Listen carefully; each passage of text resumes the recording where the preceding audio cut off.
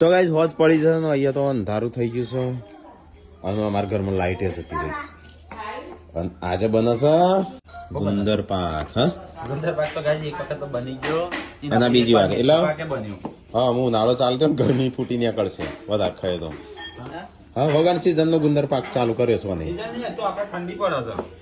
ઠંડી પડે તોય પણ હું નહીં મી પડી રહ્યો હતી અમે કે બધું કાઢતા પડી રહ્યો લાવ્યો છે મંગાવ્યો છે.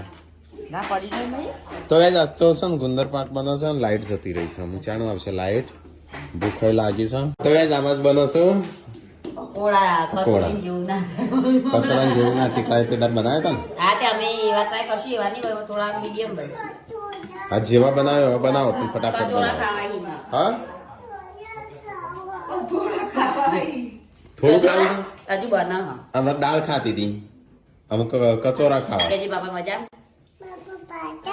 ના.